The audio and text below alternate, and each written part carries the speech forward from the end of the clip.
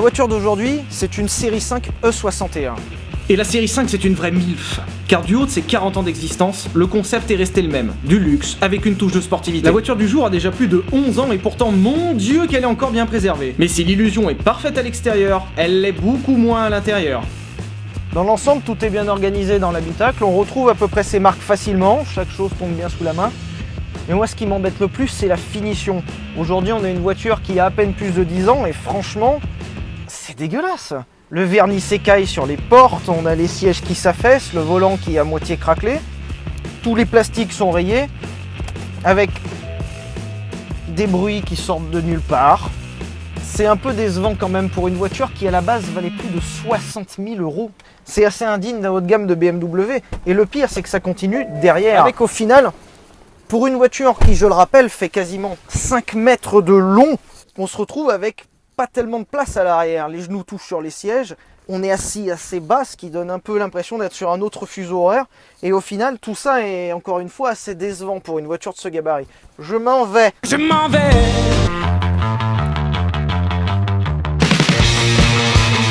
Et le problème, il continue avec le coffre. Alors moi, ce qui m'embête dans cette voiture, c'est pas tellement le volume, puisque le volume est très très bien pour une voiture de cette catégorie. Le problème, c'est ça.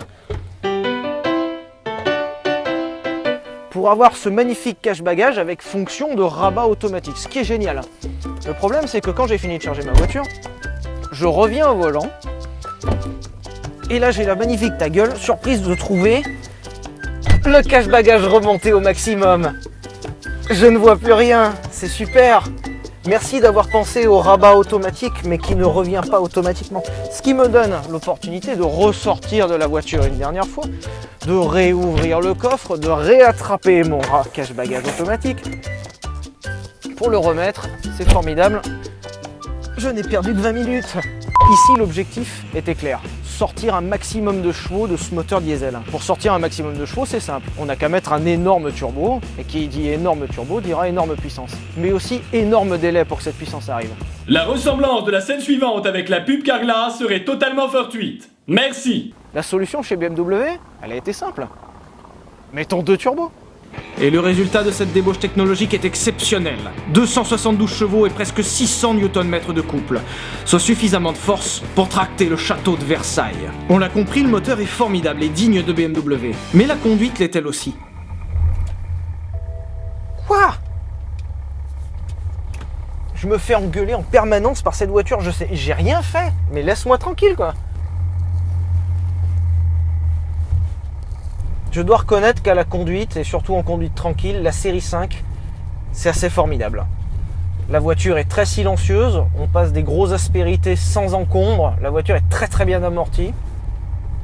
La boîte auto est un régal, enfin pour l'époque c'était la boîte auto la plus avancée de son temps. Les rapports sont très doux, s'enchaînent très bien. Enfin, tout ceci est valable si vous adoptez une conduite digne d'un septuagénaire ou si vous transportez le pape. Et après avoir bien vérifié que je ne transporte pas le pape, Monsieur le pape, pas de pape à signaler. Le problème, c'est qu'étant donné qu'ici nous avons la version break, les ingénieurs de BMW se sont sentis obligés de monter à l'arrière ce qu'on appelle une suspension pneumatique. En gros, pour compenser les éventuelles fortes charges qu'on pourrait mettre dans le coffre, la suspension à l'arrière n'est pas métallique et classique, mais donnée à des coussins en caoutchouc qui se remplissent d'air en fonction de la charge. Et sur le papier, ça fonctionne. En conduite sportive, la voiture est gerbante au possible, avec des mouvements d'avant en arrière qui auront tout fait de faire quicher vos enfants. Cette voiture est prévue pour les pères de famille. Alors, la question que je me pose, c'est à quoi bon mettre un si gros moteur si on ne peut pas l'utiliser ? 1 0 à 100 effacé en 6 secondes 5, 250 km/h en vitesse de pointe et 1 km départ arrêté en moins de 27 secondes. Des chiffres hallucinants pour l'époque qui ont transformé une paisible familiale en dragster et qui s'est même vu attribuer en 2005 le titre de voiture diesel la plus performante au monde. Après ces quelques kilomètres, j'ai décidé qu'une pause était bien méritée. Ouais, ça va, t'inquiète. Non, non, c'est... Ça va. Non, c'est bien comme si tu veux essayer, c'est sympa, hein. Enfin, ouais. T'as un mouchoir ou pas? Et c'est du coup grâce à cela que j'ai découvert une autre fonctionnalité. On est parti.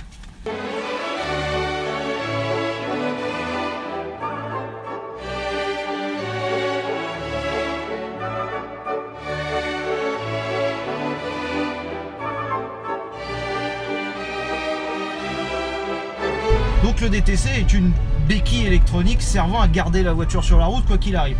En gros, la voiture va agir sur les freins pour permettre à la voiture de ne pas glisser et rester en route. Le problème c'est qu'ils ont appelé ce bouton le DTC. Et vu que... Alors aujourd'hui on est avec Kind of Raccoon qui a tenu exceptionnellement à être là. Salut. Salut! Et aujourd'hui on va essayer de prendre un rond-point alors que c'est un petit peu glissant. Et j'espère que tu es bien accroché. Oui, mais je suis prête à mourir aujourd'hui. Nickel, c'est ce qu'il faut. Même s'il est assez terrifiant de faire glisser 2 tonnes en plein virage, ça finit par être plutôt facile.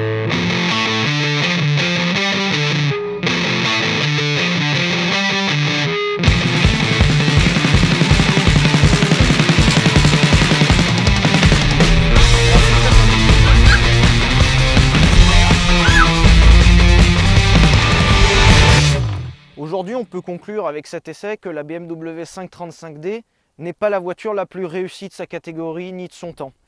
Mais une chose qu'elle a réussi, c'est de préfigurer d'une catégorie de véhicules entière, celle des diesels de course. D'un moteur qui était considéré comme agricole à la base, la 535D a permis de montrer que les moteurs diesel peuvent être considérés comme des véhicules performants. Q7 V12 TDI, M550D ou même Panamera S diesel préfigurent aujourd'hui de véritables véhicules sportifs et considérés comme tels. Au final, ça fait plaisir de voir qu'on roule dans un véhicule un peu en avance sur son temps. Quoi ? En avance, mais en panne. Attends, mais par contre, il se passe vraiment rien quand...